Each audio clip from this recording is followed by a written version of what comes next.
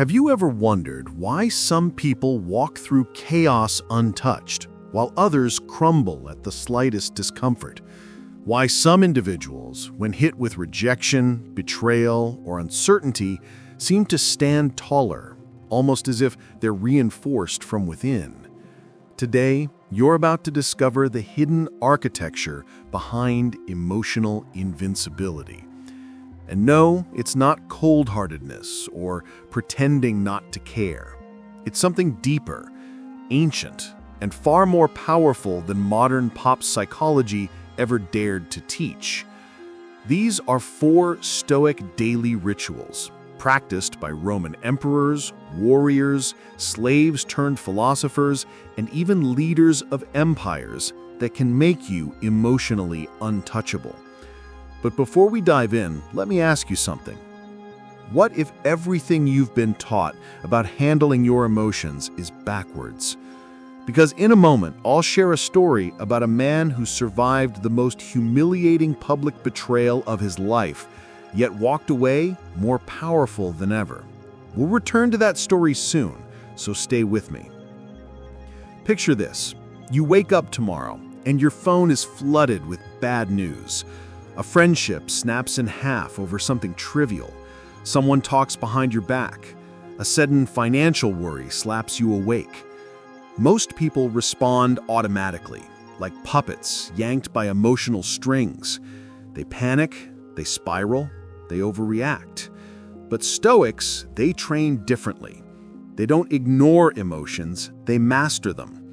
They build an internal fortress brick by brick, ritual by ritual. And these rituals don't just shape mindset, they physically sculpt the brain, rewiring neural pathways for resilience, focus, and unwavering calm. Modern neuroscience confirms it. Intentional thought patterns change your emotional responses just as training changes muscle. And in a world overflowing with emotional triggers, notifications, comparison, judgment, the ability to stay unshaken is a superpower.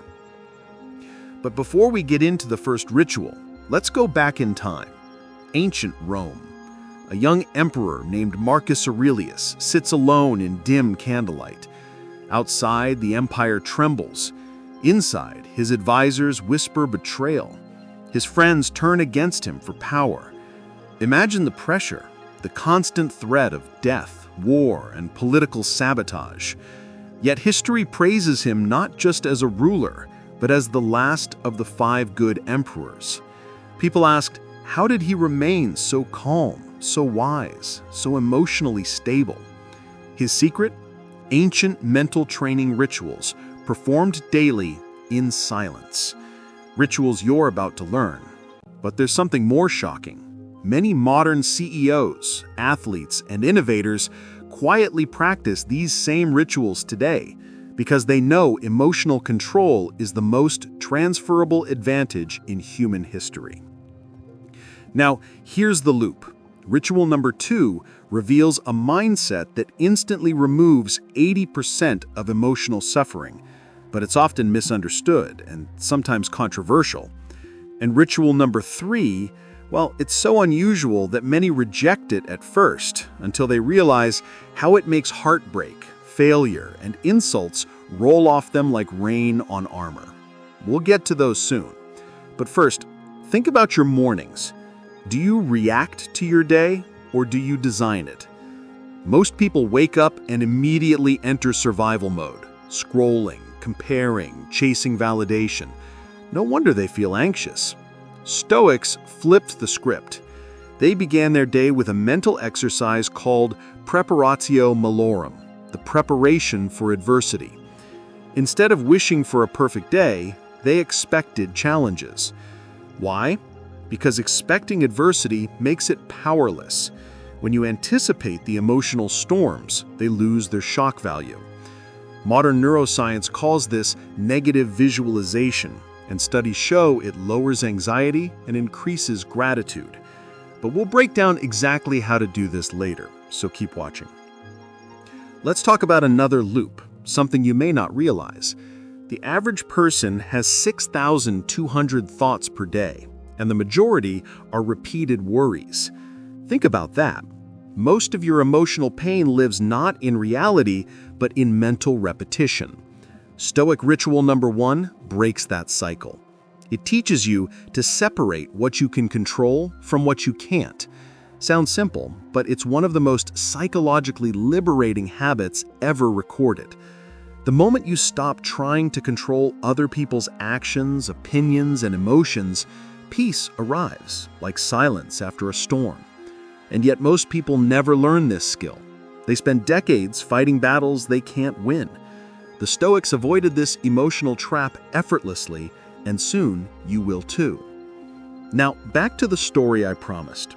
There was once a philosopher who was sold into slavery. Imagine everything being stripped away: your freedom, your status, your dignity. Anyone else would collapse into bitterness or rage, but Epictetus didn't. He accepted what he couldn't control, he mastered what he could, his inner world. Eventually he was freed, and became so respected that Roman elites sought his guidance. Why? Because people were drawn not to his intelligence, but to his emotional immovability. Imagine someone insulting you publicly. Instead of reacting, your mind remains clear, calm, sharp. That's not weakness, that's power. And soon you'll be able to do that too.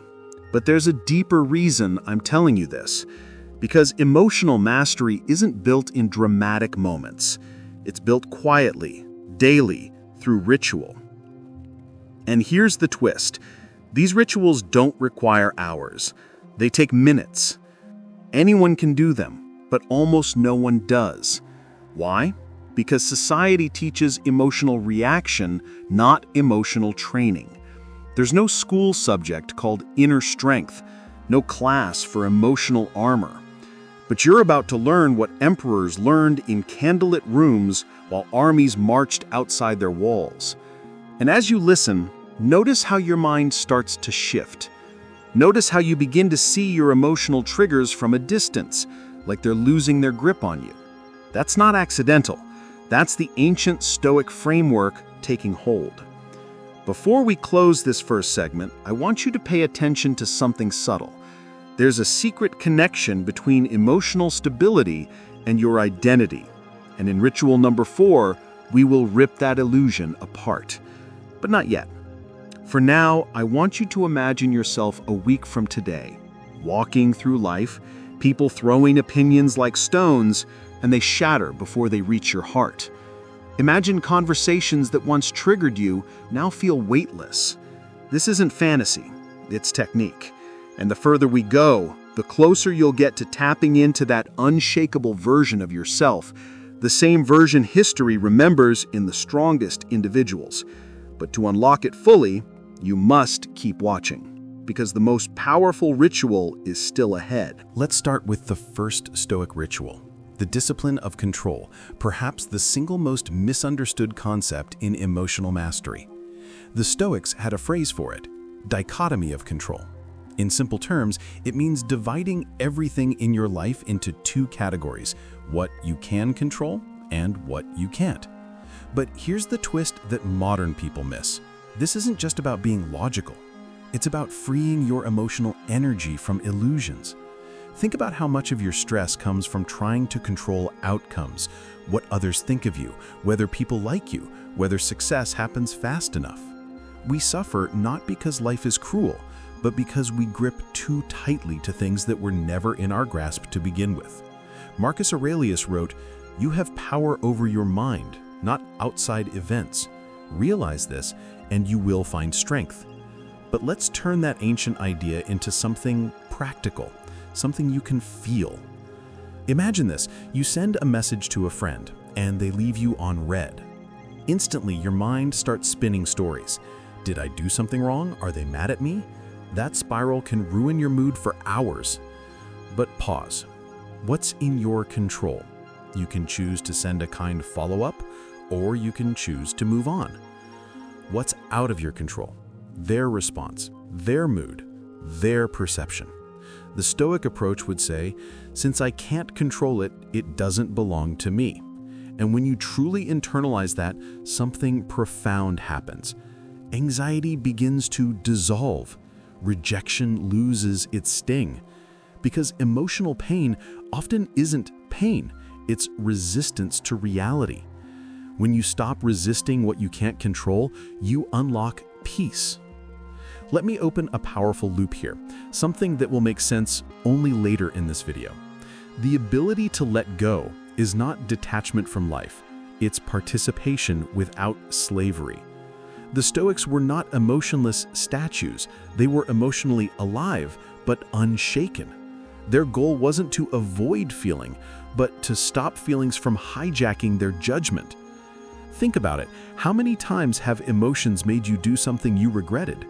A text you shouldn't have sent, a decision made in anger, a breakup caused by ego. Stoic training rewires that. The dichotomy of control isn't about ignoring your emotions, it's about channeling them into what actually moves the needle in your life. Here's a modern story. There was a startup founder in Silicon Valley who told me his greatest business skill came not from Harvard or an MBA, but from reading Epictetus. When investors pulled funding at the last minute, instead of panicking, he practiced the first Stoic ritual. He listed what he could control, his team's morale, his next move, his personal composure, and what he couldn't, the investors' decisions, market sentiment, timing. That night, he slept soundly while competitors spiraled. Weeks later, his calmness attracted a new investor, impressed by his emotional stability in crisis. You see, the world bends to those who control their reactions. Stoicism isn't about retreating from the world, it's about mastering your role within it. But now comes the paradox. Most people know they shouldn't worry about what they can't control, yet they still do. Why? Because their emotions don't take orders from logic. That's why the Stoics didn't stop at philosophy, they created rituals to train emotional muscle memory. One such ritual?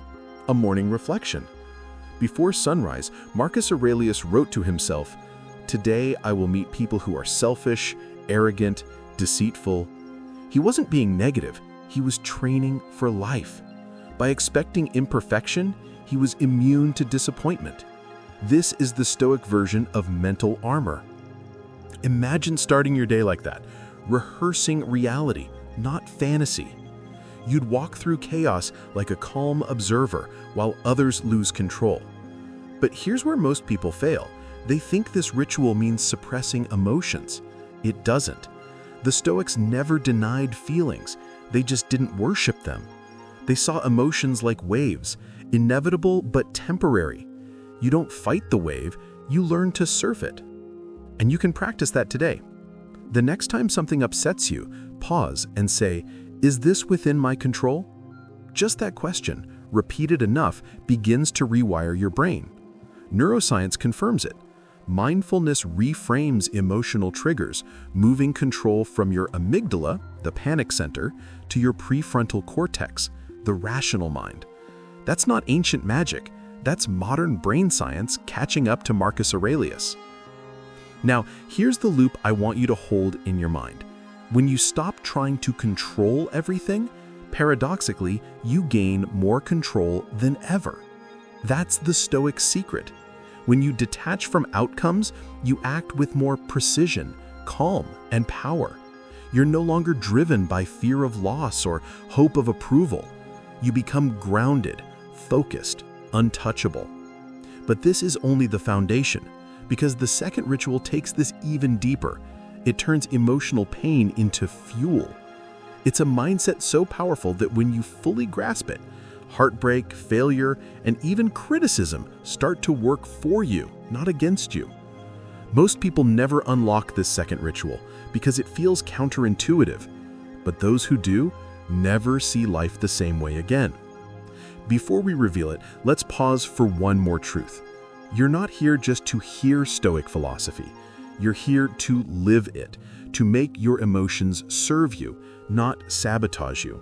So here's a challenge before we move to the next ritual.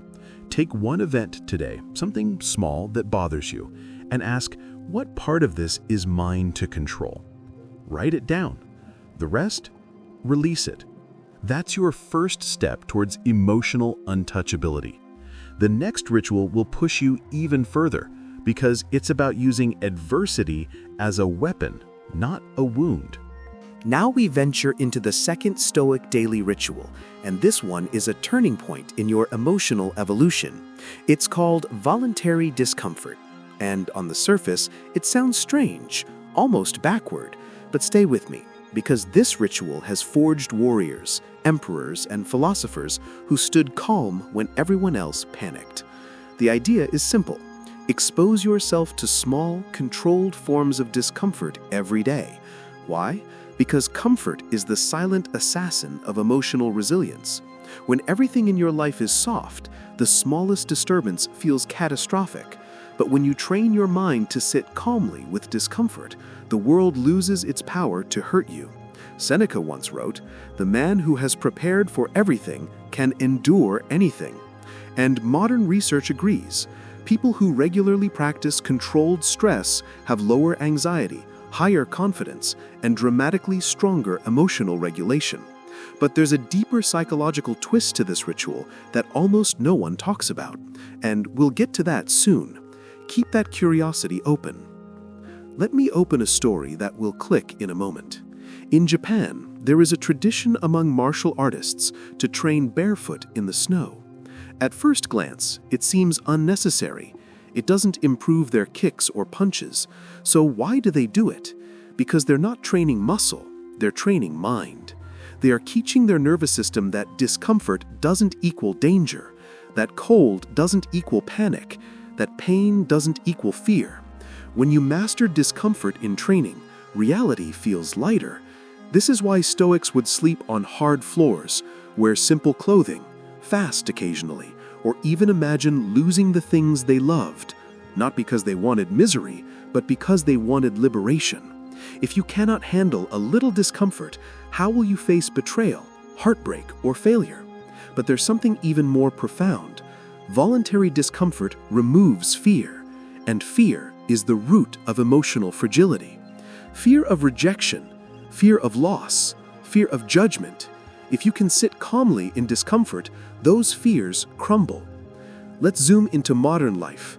Today, we are surrounded by comfort, temperature-controlled rooms, instant entertainment, food delivered at the tap of a screen. On the surface, this sounds great, but neurologically, it creates emotional fragility. The brain becomes sensitive. Minor inconveniences trigger outsized reactions. Someone cuts you off in traffic, you rage. Wi-Fi slows down, frustration spikes. Why?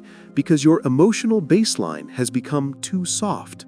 The Stoic who practices discomfort, cold showers, delayed gratification, intense focus without distraction, builds a baseline of fortitude.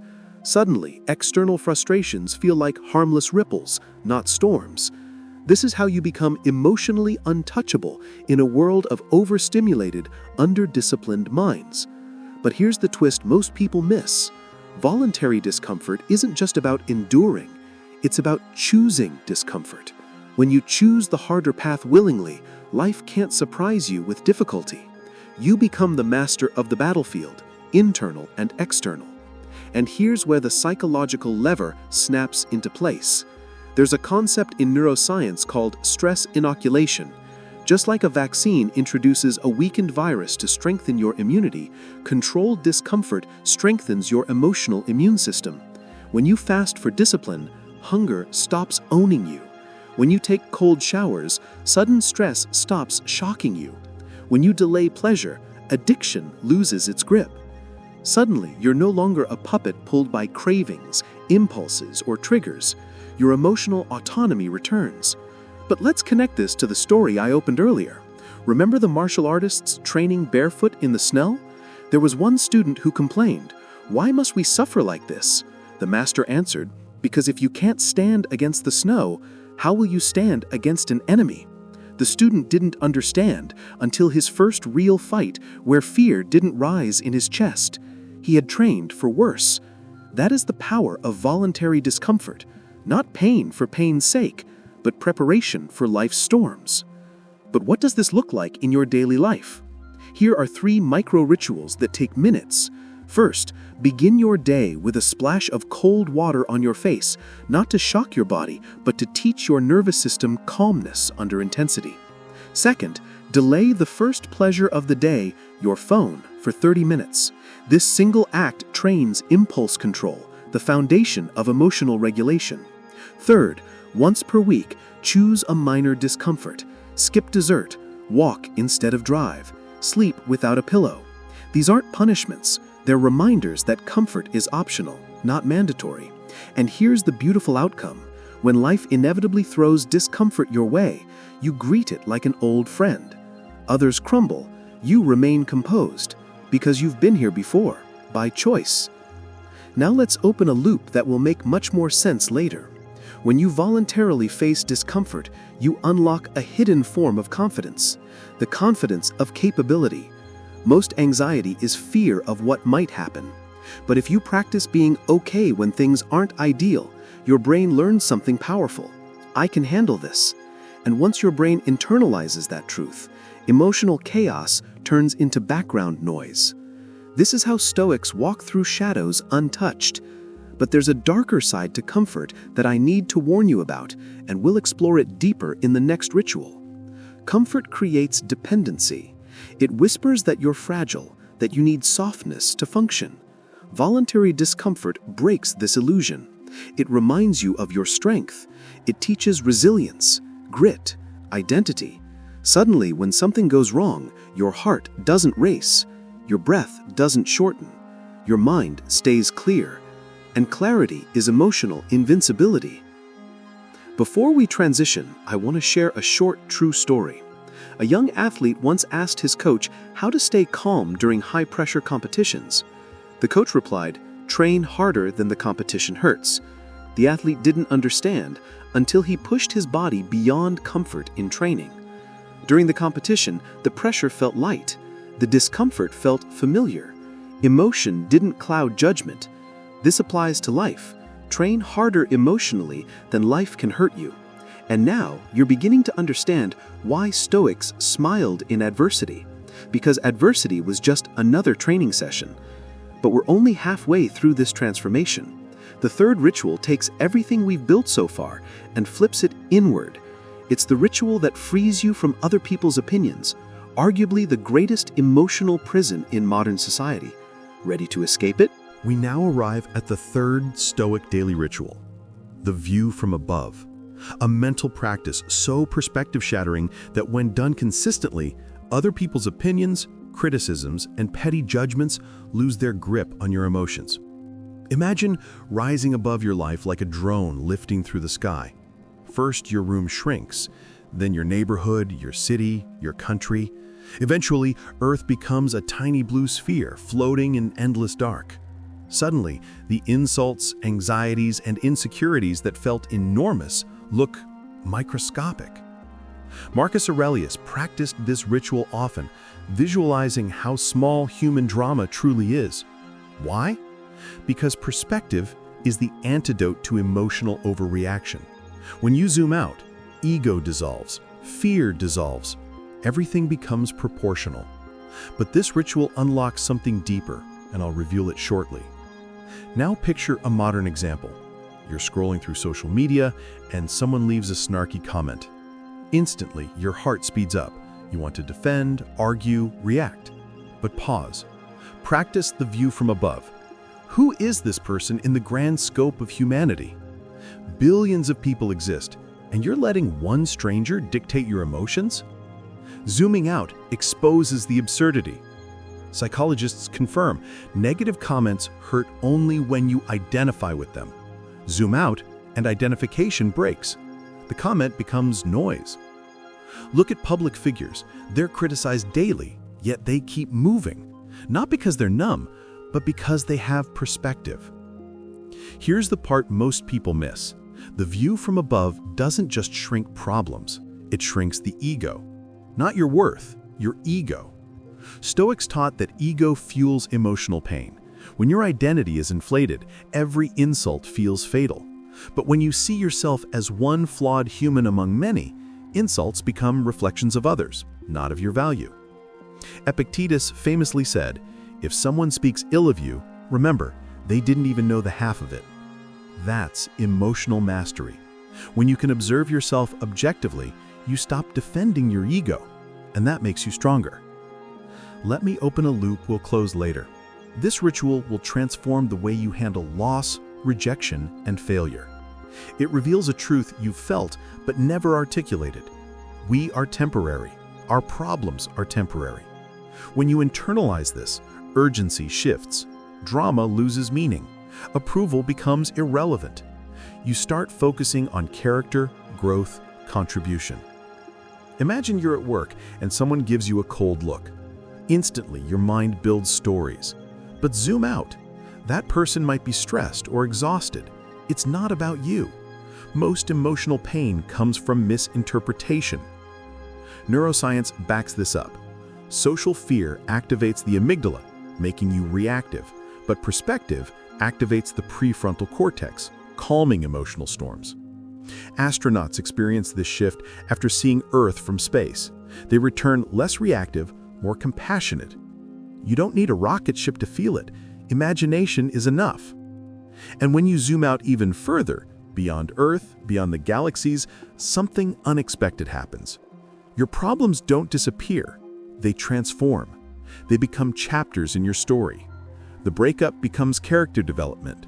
The criticism becomes training. The failure becomes plot. You stop being overwhelmed because the scale changes. This is emotional alchemy. Most importantly, it kills comparison. Today, we compare ourselves to curated perfection. But zoom out, and you realize everyone struggles. Everyone hides insecurities. Comparison dissolves into compassion for yourself and others. Practice this ritual daily, even for 60 seconds, and within weeks, your reactions will shrink.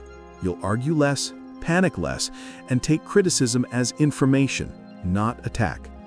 People will notice something different about you: your calm, your groundedness, your immunity to drama. And that leads us to the fourth and final ritual, the one that completes emotional invincibility. It challenges identity at its core, and it's going to change the way you see yourself forever. We've now reached the fourth Stoic daily ritual, and this one is so powerful, so identity-shifting that when properly understood, emotional triggers lose their grip entirely. It's called memento mori, remember that you will die. At first, this sounds dark, even depressing, but stay with me because this ritual contains one of the greatest psychological unlocks ever discovered. The Stoics didn't meditate on death to be morbid, they did it to sharpen life. When you remember the finiteness of everything, what once consumed your emotions suddenly becomes weightless. Think about it. The argument you had yesterday? Temporary.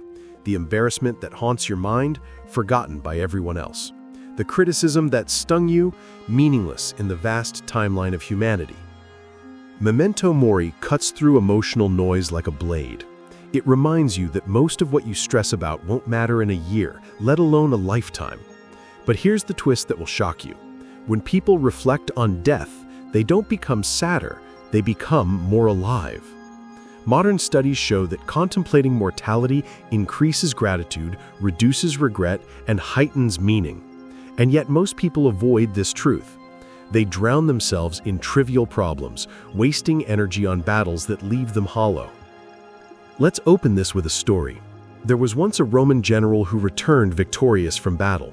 As crowds cheered, a servant whispered behind him, "Remember, you are mortal." Not to ruin his celebration, but to remind him not to let ego swallow his soul. Because the moment you think you are invulnerable, criticism becomes agony, failure becomes humiliation, and discomfort becomes unbearable. But when you remember you are temporary, ego dissolves. You stop needing validation. You stop fearing judgment. You start living authentically. Memento mori is not a death obsession, it's a life obsession. By remembering the clock is ticking, you stop wasting time on emotional reactions that steal your hours, your energy, your life. Imagine how many days have been poisoned by holding grudges, replaying arguments, worrying about opinions.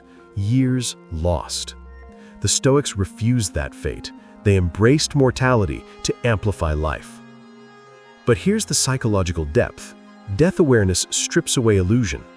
When you stare at your own finiteness, you realize that the things you once held tightly, resentment, envy, perfectionism, are senseless burdens. Suddenly, you forgive faster, love harder, act bolder. Fear shrinks. Because what's the worst that can happen? Embarrassment? Rejection? Failure? Compared to death, those are dust. Modern psychology calls this terror management theory, the study of how humans behave when reminded of mortality. Those who suppress the thought become anxious, ego-driven, easily offended. Those who integrate it become emotionally resilient, purpose-driven, grounded. The Stoics discovered this centuries before psychology gave it a name. And this ritual has a hidden gift. When you remember death, you stop trying to control how you are remembered. You focus instead on how you live. Paradoxically, that authenticity is what makes people unforgettable. Let's shape this into something you can practice. Each morning, reflect briefly, if today were my last day, would I obsess over this? Suddenly, the small things evaporate, the petty arguments dissolve. The fear of failure transforms into eagerness to try. And here's the truly secret layer. When you remember death, you also remember that everyone else is dying too. Which means they are scared, flawed, insecure, rushing through life just like you. That realization births compassion.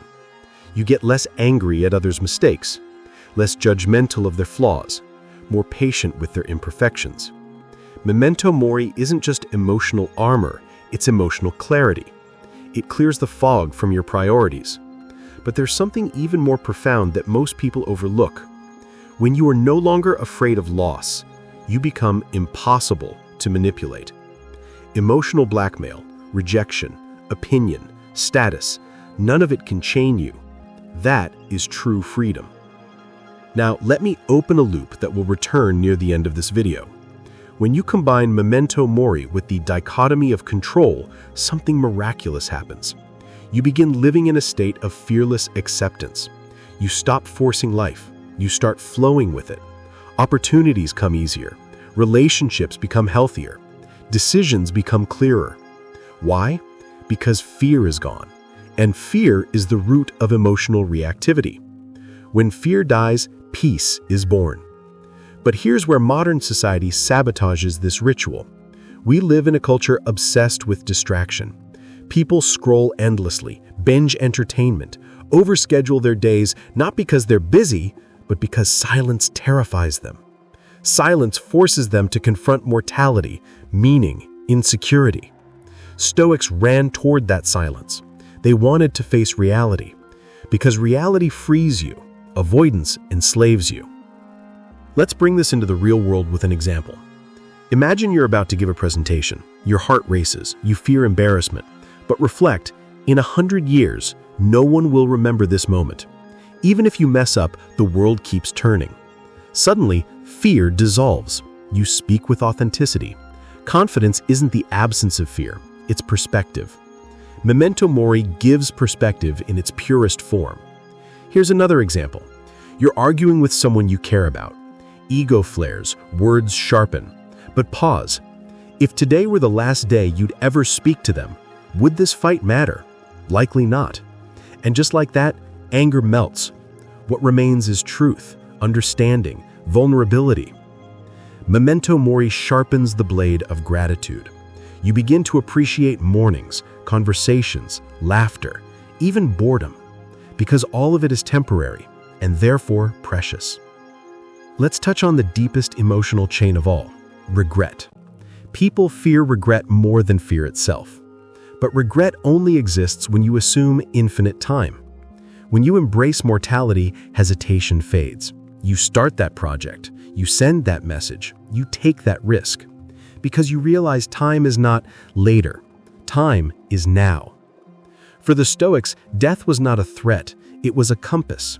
It pointed towards what truly matters: virtue, character, love, purpose, mastery. Death awareness dissolves pettiness like flame dissolves paper. Suddenly, gossip feels infantile, drama feels nauseating, approval feels irrelevant. Life becomes simplified, focused, powerful. And that simplicity is emotional freedom. Before we close this ritual, understand this. Memento mori isn't about dying. It's about shifting how you live. When you carry this awareness, emotional storms pass through you instead of into you. Your mind becomes still. Your heart becomes wise. You stop chasing noise and start building legacy. But now we stand at a turning point. You've learned the 4 rituals: dichotomy of control, voluntary discomfort, view from above, and memento mori. But how do they combine? How do they fuse into true emotional untouchability? That is where the next segment will take us, and it contains something most Stoic teachings never reveal openly. But before you assume that journaling is some amateur diary session, let me open a loop that might change the way you think forever. The greatest generals, philosophers, CEOs, investors, and innovators all journal. Marcus Aurelius, Seneca, Epictetus. They used this ritual to gain something rare: emotional objectivity. Because here's a frightening truth: you are biased against yourself. You think your fears are reasonable because you feel them. You think your excuses are logical because you experience their comfort. But when ink touches paper, the illusion breaks. Suddenly, worries shrink under the cold light of logic. Without journaling, your emotions hold full power. With journaling, they stand trial. Imagine this scene. It's late at night. Your boss criticized your performance earlier. Inside your head, the narrative spirals. What if I lose my job? What if I fail? What if I'm not good enough? These thoughts multiply, fractal-like, until they suffocate you. But write them down, and something changes. You begin to realize your boss critiques everyone, that this isn't a verdict on your worth, that your brain is catastrophizing like it's evolved to do. As you write, you reveal the illusion, and illusions lose power when named. But don't close that loop yet, because there's a twist. Most people journal reactively, only when life feels like it's breaking. But Stoics journal proactively, so that when chaos arrives, they're already armored. Marcus Aurelius didn't write to document his day. He wrote to train his mind in advance. Each morning, he reminded himself, "Today I will meet people who are harsh, arrogant, envious." Not because he was pessimistic, but because he practiced emotional inoculation. And psychology backs it. There's a cognitive strategy called preparation habituation, which lowers emotional shock. If you expect difficulty, difficulty doesn't puncture your calm. So here's the ritual. In the morning, write down the challenges that might occur, not to fear them, but to pre-accept them. Then write the virtues you will uphold in response: patience, courage, clarity. And at night, reflect on how you performed. This creates a mental feedback loop stronger than motivation. It turns you from someone who hopes to be better into someone who designs improvement. Now, let me open another loop to keep in mind as we continue. Journaling doesn't just control emotions, it rewires identity. Neuroscientists found that writing your reflection releases dopamine, the same reward chemical triggered by achieving goals. Meaning journaling can literally trick your brain into feeling progress, helping habits stick. But beyond science, the greatest power is narrative. You are the stories you repeatedly tell yourself. If your story is, "I'm overwhelmed," then even small tasks feel like mountains. But if your story becomes, "I endured, I learned, I adapted," then pressure becomes training. Look around. High achievers don't avoid stress. They script meaning into it. Journaling is how you do the same. But here's something most self-help influencers never tell you. Journaling is most powerful when it's uncomfortable. The sentences you hesitate to write are the ones you need most, because discomfort reveals truth, and truth frees you. For example, write, "Why did that person's comment bother me?" Maybe because it exposed insecurity. Write, "Why did I procrastinate today?" Maybe because the task threatens your ego. When exposed on paper, excuses rot in sunlight. Over time, journaling builds emotional calluses, not by ignoring pain, but by confronting it. This is why the Stoics say, turn inward, not as escape, but as audit. Let's zoom into a real-world example. A young developer faces daily imposter syndrome at work. Every mistake feels like proof she isn't qualified. Without reflection, she spirals. But through nightly journaling, she identifies that 80% of her anxiety occurs only after comparing herself to senior engineers. With that awareness, she sets boundaries. 1 month later, performance improves. Not because anxiety vanished, but because she revealed the trigger. Journaling didn't remove the storm, it taught her how to navigate it. And now, another open loop. Journaling is the gateway to the most powerful emotional transformation you will ever experience: self-honesty. Because most people lie constantly, not to others, but to themselves. They say they're tired, but really they're unmotivated. They say someone else upset them, but really they expected validation. Journaling exposes these lies one painful sentence at a time. And if you continue this ritual daily, something subtle happens. Your emotional threshold rises. Like cold showers for the soul, journaling conditions you to observe discomfort instead of drowning in it. Days feel lighter, conflicts feel smaller, rejection stings less. Not because life changed, but because you did.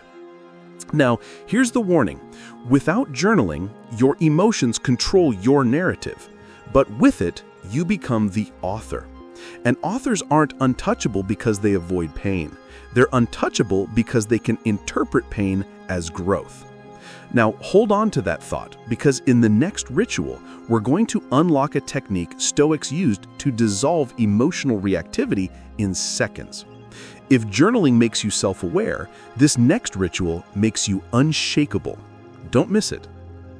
Now we arrive at the third Stoic ritual, one that looks deceptively simple on the surface, yet is responsible for the emotional composure of warriors, philosophers, elite performers, and anyone who must operate under pressure: intentional discomfort. And before you think, I already know this, hold on. Because the way Stoics practice this ritual is radically different from how modern society twists it today. See, most people misunderstand discomfort. They think suffering for suffering's sake builds toughness. But the Stoics weren't masochists.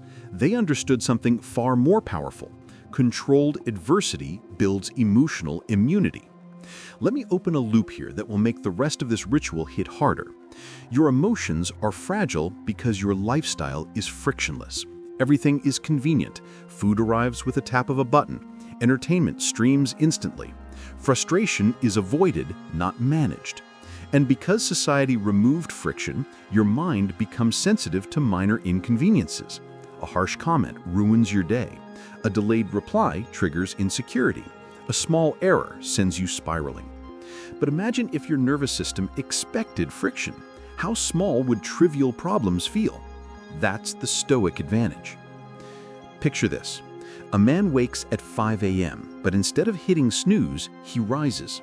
He greets the cold morning air, not because he enjoys discomfort, but because he recognizes it as training. He walks rather than drives. He eats a simple meal rather than indulging cravings. Throughout the day, he intentionally chooses the path with just a little more resistance. Over weeks, his mind adapts. Suddenly, stress at work doesn't overload him. Traffic doesn't trigger anger. He remains emotionally neutral in situations that emotionally defeat others. The world didn't get easier, he got stronger. Psychology confirms this. There's a concept called stress inoculation. Soldiers, firefighters, athletes, they don't train to avoid stress. They train to perform under it. Exposure creates resilience. Avoidance creates fragility. Stoics knew this 2,000 years ago. But here's the twist most people miss. Discomfort isn't about physical hardship. It's about emotional exposure. Can you resist defending your ego when someone criticizes you? Can you sit with boredom instead of numbing it with scrolling? Can you delay gratification when pleasure calls you? These are the modern battlefields. Now, let me open another loop, because if you understand this, you'll become one of the rare few who truly benefit. Controlled discomfort changes your relationship with fear. When you choose small hardships, Cold showers, fasting, long walks, hard conversations. You subconsciously train your brain to believe, I can endure. This belief is priceless. Most suffering isn't real pain, it's the fear of pain. We fear rejection, so we avoid relationships. We fear embarrassment, so we avoid opportunity. We fear judgment, so we shrink our presence. But by doing one small uncomfortable thing daily, you shrink fear's influence. Seneca trained this by living like a poor man for days, eating the simplest foods, wearing rough clothing, and then asking himself, is this what I feared? And when he realized it wasn't, fear lost leverage. Modern research calls this exposure therapy, used clinically to treat anxiety. The Stoics understood it spiritually. Let's go deeper. Think of comfort like sugar. A small amount is fine, but if your environment is saturated with it, addiction forms, and soon withdrawal symptoms emerge when comfort is taken away. Have you ever seen someone panic when their phone dies, feel angry when Wi-Fi slows, or become irritated just because something didn't go exactly as planned? That's comfort addiction. Stoicism is the antidote. If you voluntarily eat bland meals sometimes, you become less emotionally tethered to food. If you occasionally walk instead of ride, you reduce dependency on convenience. If you practice silence instead of endless noise, you strengthen attentional control. Discomfort is not punishment, it is liberation. Here's a real-world example. A young entrepreneur spends years avoiding discomfort. He never makes cold calls, never challenges his team, never steps into conflict. Because of this avoidance, his business stagnates. But once he starts intentionally placing himself in small, uncomfortable situations, public speaking events, negotiating directly, accepting feedback, his resilience skyrockets. The same pressure that once crushed him now becomes fuel. Notice something. Discomfort didn't create success, it removed emotional barriers. Success was already possible, fear made it unreachable. But here's a powerful secret hidden within this ritual. Emotional pain decreases when voluntarily chosen. Neuroscientists discovered that when you freely choose discomfort, the brain releases fewer stress chemicals. This means hardship feels different depending on whether you choose it or resist it.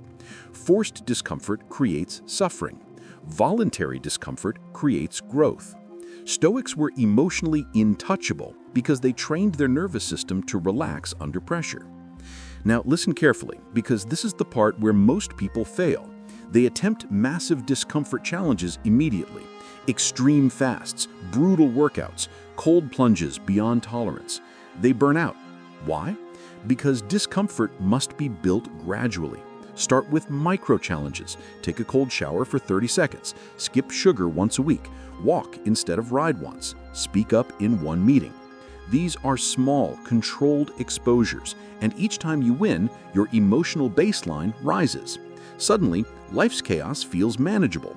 Rejection becomes feedback. Failure becomes data. Loss becomes perspective. Over time, the Stoic becomes someone who can endure storms while others crumble in drizzle. Hold on to this idea. When comfort stops being your default, confidence becomes your default. Because confidence isn't hype or self-talk. Confidence is evidence, earned through endured discomfort. And in the next ritual, we're going to unlock something even more powerful, the Stoic practice that dissolves emotional overthinking and grants lightning-fast clarity during crisis. Do not miss it. We've built awareness through journaling. We've cultivated resilience through intentional discomfort. But the fourth Stoic ritual is perhaps the most mysterious and the most misunderstood. It's a practice that elite performers use to make decisions with clarity when everyone else freezes in emotion. It's called the view from above.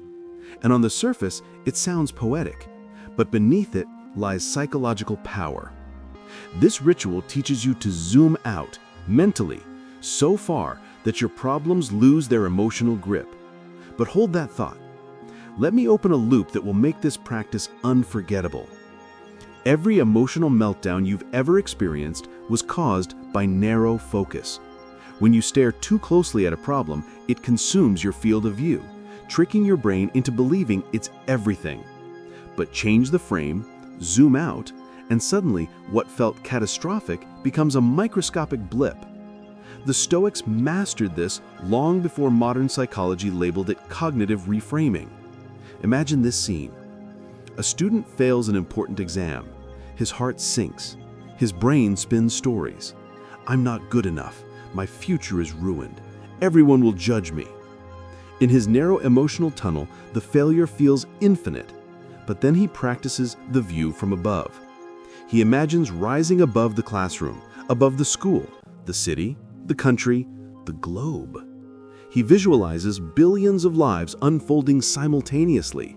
Wars, births, marriages, heartbreaks, meals being cooked, children laughing. In that expanded frame, his failed exam becomes one pixel in a massive mosaic. His emotional charge weakens, not because the failure vanished, but because perspective diluted its importance. That dilution is the secret. Anxiety thrives in isolation. Perspective evaporates it. Marcus Aurelius wrote extensively about this ritual. He imagined himself hovering above earth, seeing armies marching, leaders rising and falling, civilizations being built and collapsing, all compressed across centuries in his mind. The purpose wasn't to feel small, but to feel proportionate. Because emotional suffering is often disproportionate. We give small events massive meaning. A rude comment from a stranger ruins our mood. A social media dislike dents our ego. A delay in plans triggers frustration. But zoom out, and these events shrink into irrelevance.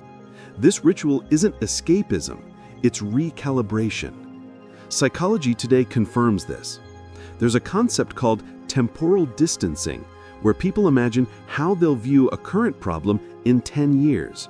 Studies show it drastically reduces emotional intensity. Future you won't care about the minor embarrassment you feel today. You won't even remember the argument that ruined your morning. Yet we allow these micro-events to hijack our present. Stoics break this hijack through perspective shifts. And here's another layer most people miss. Perspective doesn't erase responsibility. It removes unnecessary suffering. You still study to improve after failing. You still apologize after arguing. But you do it calmly, without emotional paralysis. Let's add depth with a real-world example. A young woman loses her job unexpectedly.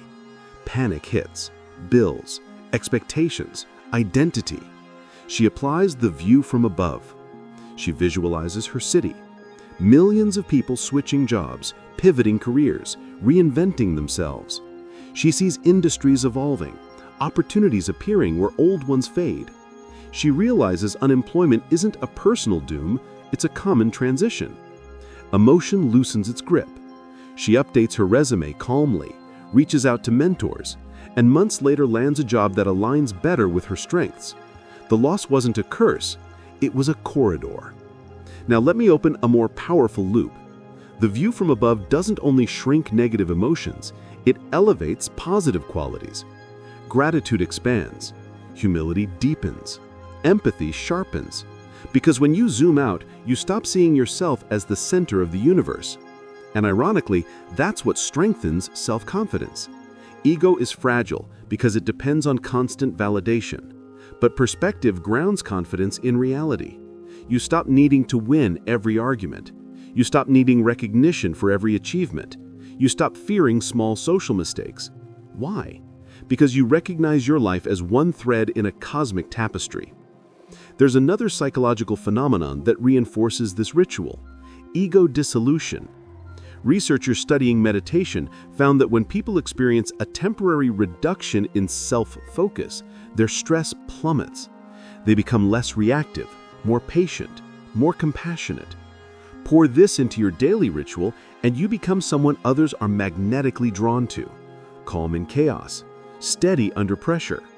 That's emotional untouchability. But this ritual has a darker, deeper component the Stoics leveraged: mortality awareness. They contemplated death, not morbidly, but functionally. When you reflect on the finite nature of life, trivial annoyances vanish. Time becomes precious. Effort becomes meaningful. Arguments feel unworthy. Complaints feel wasteful. Marcus Aurelius wrote, "You could leave life right now. Let that determine what you do, say, and think." It wasn't pessimism, it was urgency. When you remember mortality, you stop sweating things that won't matter in the final ledger of your existence. Now let's anchor this with one more example. A man is furious because someone cut him off in traffic. His heart races, fists clench. But then he zooms out. He imagines both of their lives from above, two humans, tiny specks, existing briefly in a universe billions of years old. His anger vaporizes. He continues driving peacefully. He saves his emotional energy for things that truly matter.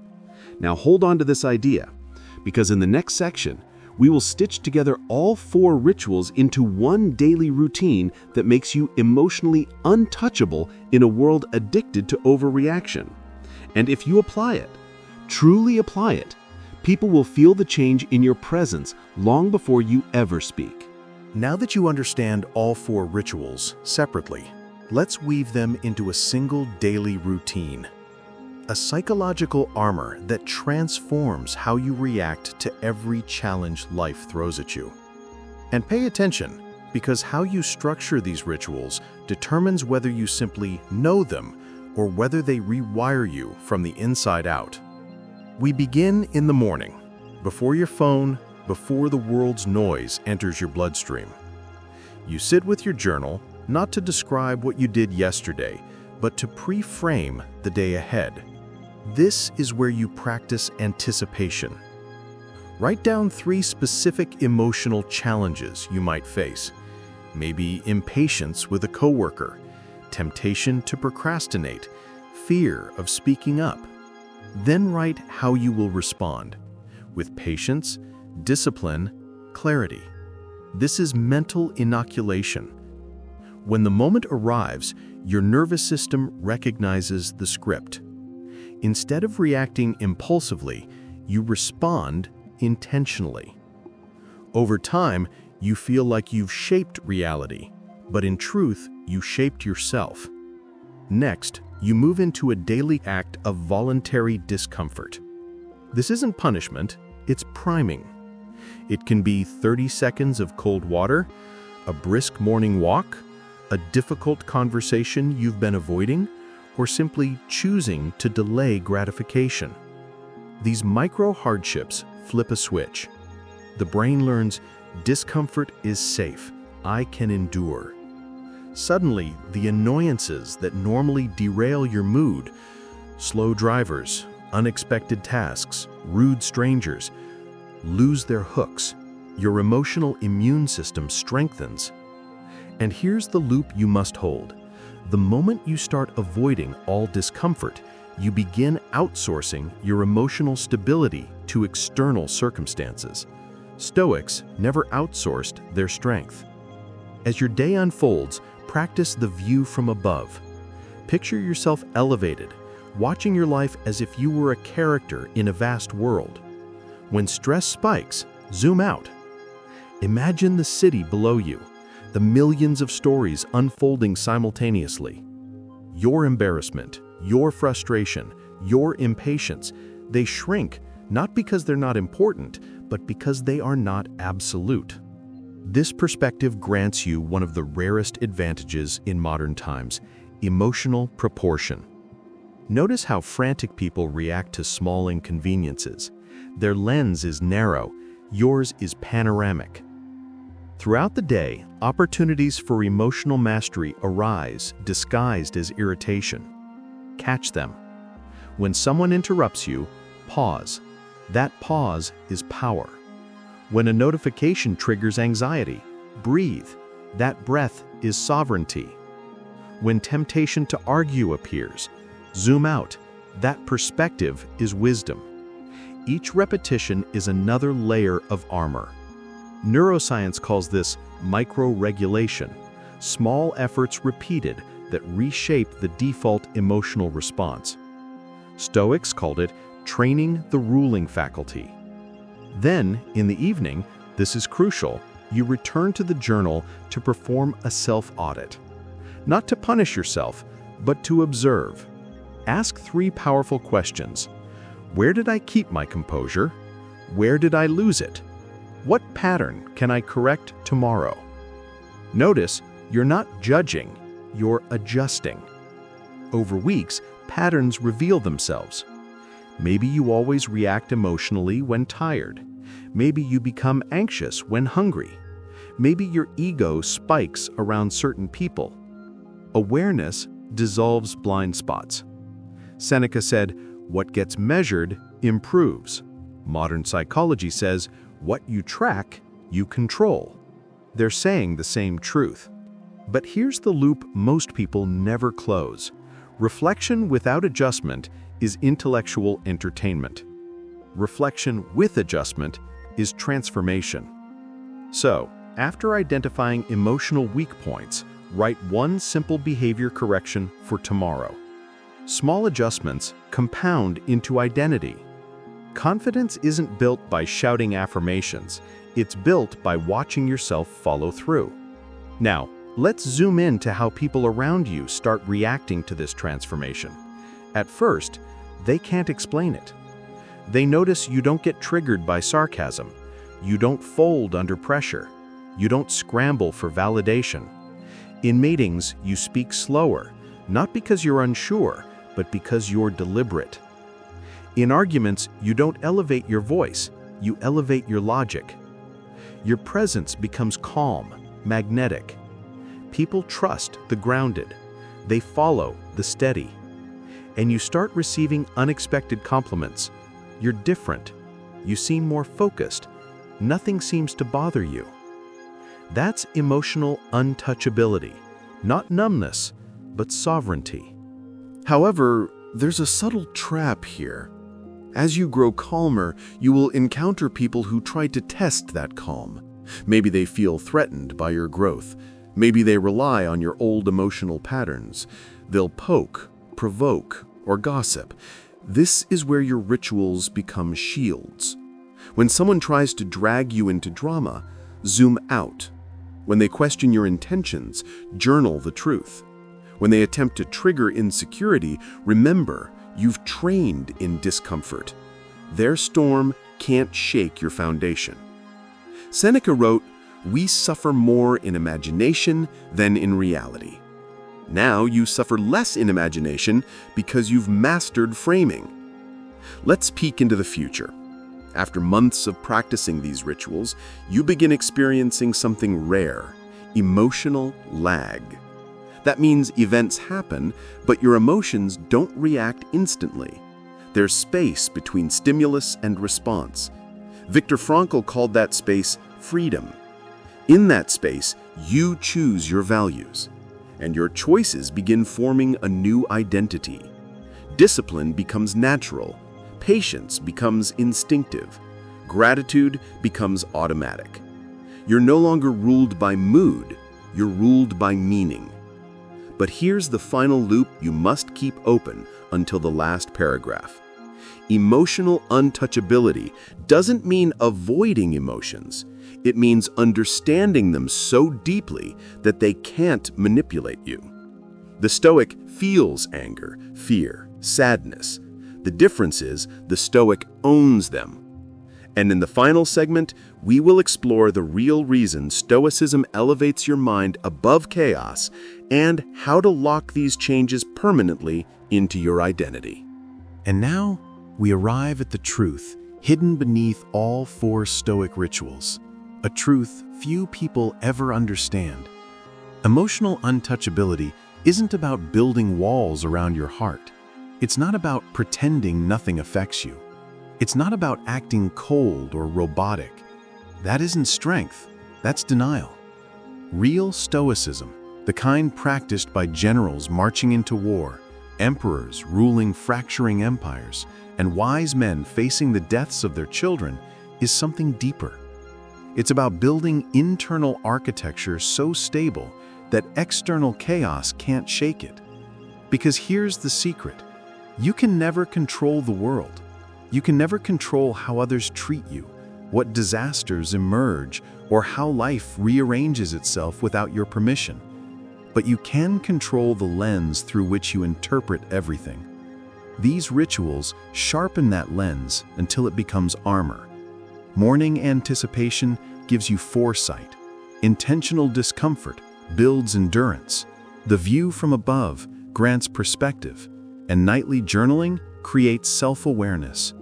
Combine these, and your emotional life stops feeling like random waves. You become the captain who decides how to steer.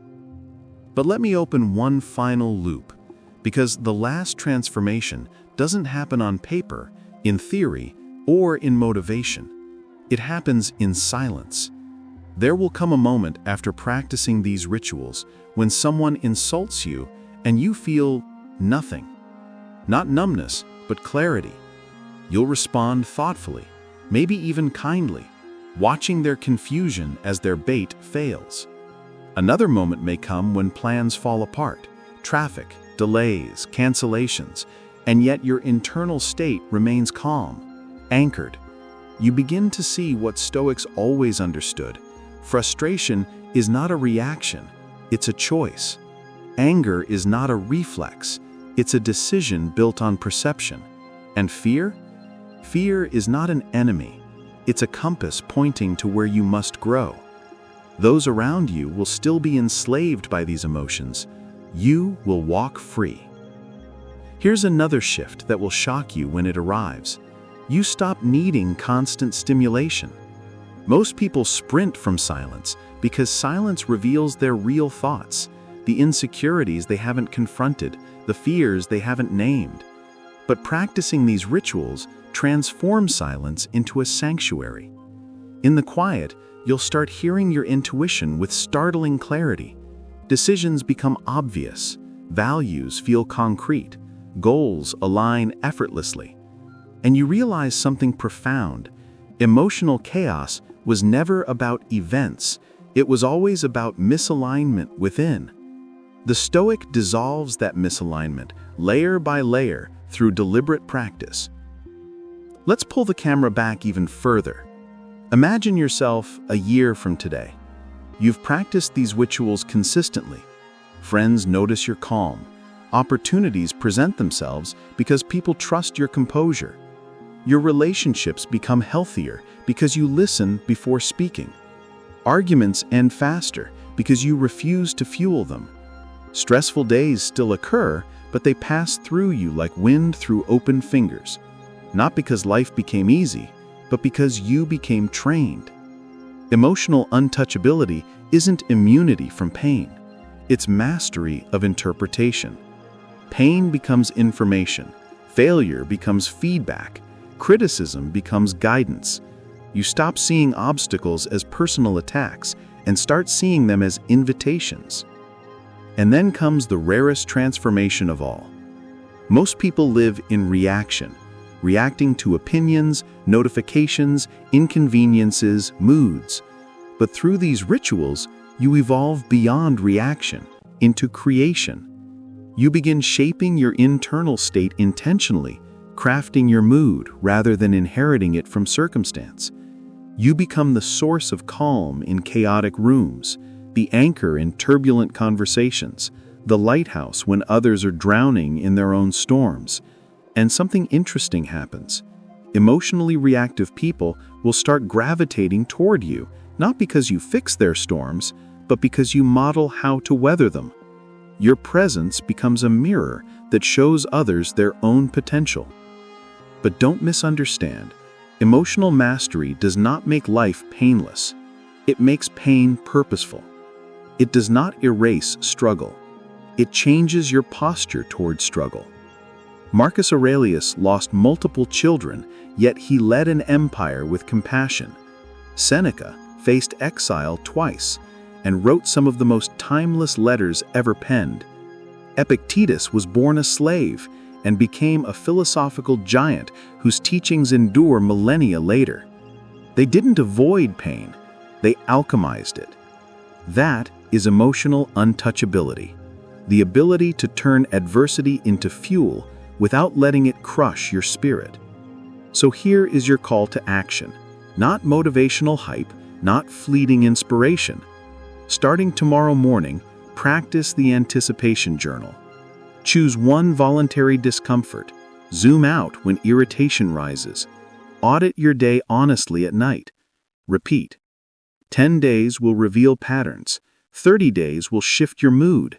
90 days will change your identity. In a year, you won't recognize your former self. You'll look back and wonder how such small practices yielded such massive transformation. And silently, without bragging or performing, you'll carry a new kind of power. The power to remain unchanged by what would break others. This world is drowning in reactivity. Be the calm. This world is blinded by ego. Be the perspective. This world is addicted to comfort. Be the resilience. Master these rituals, and you'll walk through chaos with a steady heartbeat, a clear mind, and a peaceful inner world. Emotional untouchability is not a myth reserved for ancient philosophers. It is a skill, a practice, a path available to anyone willing to apply these principles daily. So choose your path, train your mind, build your internal architecture, and become quietly and unshakably untouchable.